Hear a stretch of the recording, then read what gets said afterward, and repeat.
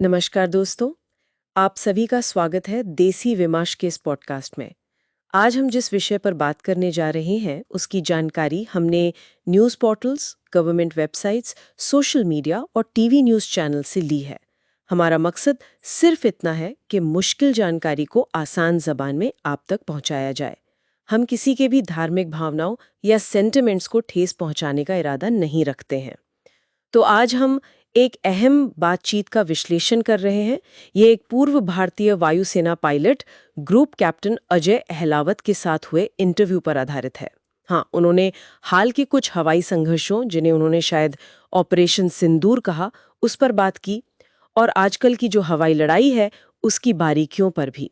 स्रोत जो है वो एक काफ़ी लंबा यूट्यूब इंटरव्यू है।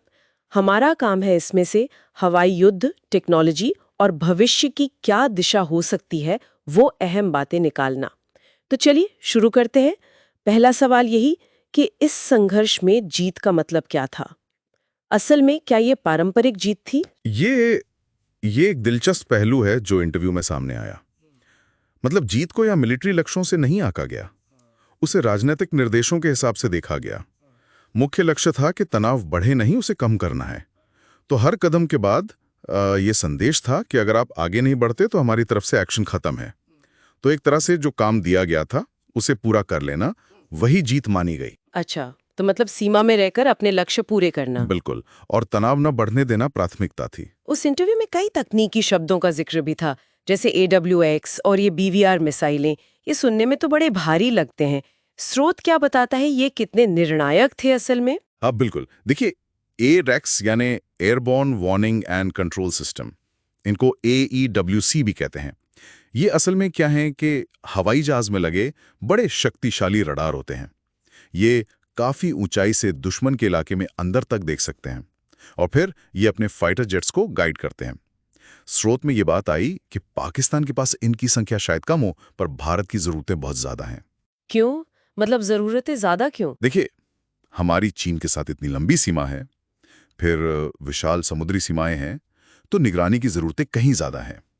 तो दोनों तरफ ये क्षमता मौजूद थी, ये अहम था। और ये BVR मिसाइलें, बियॉन्ड विजुअल रेंज। हाँ, BVR मतलब बियॉन्ड विजुअल रेंज, जैसा नाम है, ये नजर की पहुंच से बहुत दूर मार कर सकती हैं। मतलब 100 किलोमीटर, 200 किलोमीटर या शायद उससे भी ज्यादा। पहले जैसे वो नजदीकी डॉग फाइट होती थी ना, अब हवाई लड़ाई काफी हद तक इन लंबी दूरी की मिसाइलों का खेल बन गई है। तो जिसके पास बेहतर मिसाइल वो जीत गया? नहीं, इतना सीधा भी नहीं है। जैसा पायलट ने भी साफ किया इंटरव्यू में, मिसाइल की जो मैक्सिमम रेंज होती है उस पर फायर करने का मतलब ये नहीं कि वो लगेगी ही। जो सामान्य बचाव के तरीके होते हैं, जैसे तेजी से मुड़ जाना या ऊंचाई बदल लेना, उनसे अक्सर बचा जा सकता है। इस मामले में दोनों तरफ की मिसाइलों की रेंज लगभग तुलनीय थी। तो फिर बात आ गई कि पायलट का हुनर कैसा है, ट्रेनिंग कैसी है और रणनीति क्या है। अच्छा, तो मतलब सिर्फ सबसे अच्छी मिसाइल होना काफी नहीं था, उसे इस्तेमाल कैसे किया, कब किया, वो ज्यादा जरूरी हो गया। बिल्कुल सही कहा आपने। टेक्नोलॉजी तो एक साधन है, जीत हार का फैसला अक्सर उसे चलाने वाले की समझ, उसकी ट्रेनिंग और उस वक्त की रणनीति पर निर्भर करता है। पायलट के अपने अनुभव से उनके लिए इस पूरे ऑपरेशन में सबसे अहम या शायद सबसे चौंकाने वाली बात क्या थी? कोई सकारात्मक चीज? हाँ, उनके हिसाब से जो सबसे सुखद आश्चर्य था वो था राजनीतिक नेतृत्व का बदलावा रवैया, माइंडसेट। वो कह रहे थे कि दशकों तक भारत ने संयम बरता है, लेकिन इस बार वायुसेना को खुलकर अपनी ताकत दिखाने का मौका मिला। मतलब एक तरह से खुली छूट मिली। हाँ, कह सकते हैं, आक्रामक रुख अपनाने की इजाजत मिली। उन्होंने बताया कि जो तीसरे दिन की स्ट्राइक हुई, उसने पाकिस्तान में दूर दराज तक ये संदेश पहुंचा दिया कि अब कोई जगह महफूज नहीं है। स्कर्दू से लेकर कराची के पास तक हर जगह पहुंच सकते हैं। ये राजनीतिक इच्छा शक्ति का प्रदर्शन था उनके अनुसार। ये तो वाकई एक बड़ा बदलाव है। अच्छा, और भविष्य के बारे में क्या कहा गया? क्या अब पायलट वाले लड़ाकू विमान खत्म हो जाएंगे? ड्रोन्स का जमाना आ रहा है। इंटरव्यू के हिसाब से अगले 10-20 साल तो मैंड फाइटर जेट्स, यानी जिनमें पायलट होते हैं, वो ही रहेंगे, ये तय है। लेकिन हाँ, भविष्य जो है वो अनमैन्ड सिस्टम्स का है, मतलब ड्रोन्स और AI से चलने वाले विमान, इसमें कोई शक नहीं। तो क्या पायलट की नौकरी खतरे में है? देखिए, जरूरत खत्म नहीं होगी, लेकिन भूमिका जरूर बदलेगी। हो सकता है पायलट शायद जमीन से ही ऑपरेट करें, या फिर एक टीम का हिस्सा हो जिसमें AI भी हो। और ट्रेनिंग भी बदल सकती है। शायद ट्रेनिंग का समय कम हो जाए, जैसे यूक्रेन में ड्रोन ऑपरेटर्स को बहुत जल्दी तैयार किया जा रहा है। हाँ, ये तो देख रहे हैं हम। अच्छा, तकनीक और भविष्य की बात चली है तो आत्मनिर्भरता का मुद्दा भी उठा होगा। तेजस, एएमसीए जैसे अपने प्रोजेक्ट्स बनाम बाहर से खरीदना। जी हाँ, ये एक बहुत बड़ा मुद्दा है और स्रोत में इस पर बात हुई है। ये एक चुनौती भी है। देखिए, अगर हम बाहर से खरीदते हैं, अमेरिका से, रूस से, फ्रांस से, तो उसमें अपने रिस्क हैं, भू राजनीतिक रिस्क, क्या पता कब जरूरत के वक्त सप्लाई रोक दी जाए। सही बात है। तो आत्मनिर्भरता तो बहुत जरूरी है। आत्मनिर्भर भारत का लक्ष्य सही है, लेकिन जो अपने कार्यक्रम हैं, जैसे तेजस या भविष्य का एएमसीए विमान, उनमें देरी हो रही है। प्रोडक्शन रेट भी उतना तेज नहीं है। ये चिंता की बात है। तो फिर क्या करें? इंतजार करें या खरीदते रहें?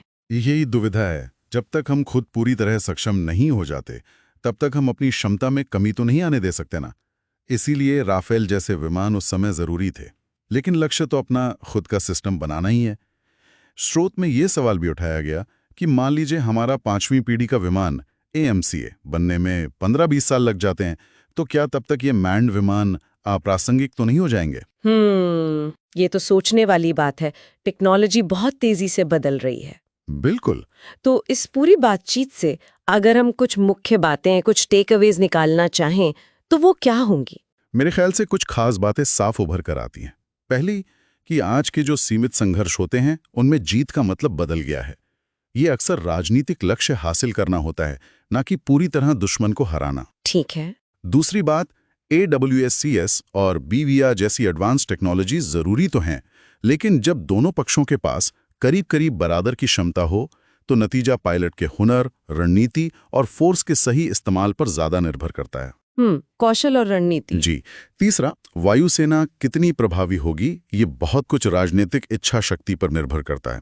लीडरशिप क्या सोचती है, कितना फ्री हैंड देती है।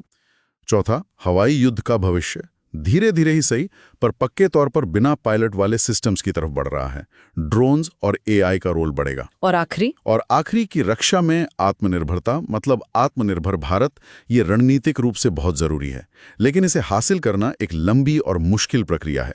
इसमें सिर्फ टेक्नोलॉजी बनाना नहीं, बल्कि उसे तेजी से और बड़ी संख्या में प्रोड्यूस करना भी शामिल है। ये सब मिलकर आज के हवाई युद्ध की जटिल तस्वीर बनाते हैं। बिल्कुल, बहुत सी परतें हैं इसमें। अच्छा, तो श्रोताओं के लिए एक विचार छोड़ जाते हैं। जैसे जैसे हम युद्ध में और शायद जिंदगी के दूसरे हिस्सों में भी ऑटोमेटिक सिस्टम्स यानी मशीनों पर ज्यादा निर्भर होते जाएंगे, तो दबाव में फैसले लेने का जो मानवीय तरीका है वो कैसे बदल सकता है और इसके क्या मायने हो सकते हैं, इस पर सोचिएगा। आप सभी का धन्यवाद इस पॉडकास्ट को सुनने के लिए। ये था देसी विमर्श का आज का विषय। अगर आपको ये पॉडकास्ट पसंद आया हो तो हमारे YouTube चैनल देसी विमर्श को जरूर सब्सक्राइब करें और पहले के पॉडकास्ट एपिसोड्स भी देखें। फिर मिलेंगे एक नए मुद्दे के साथ। धन्यवाद और नमस्कार।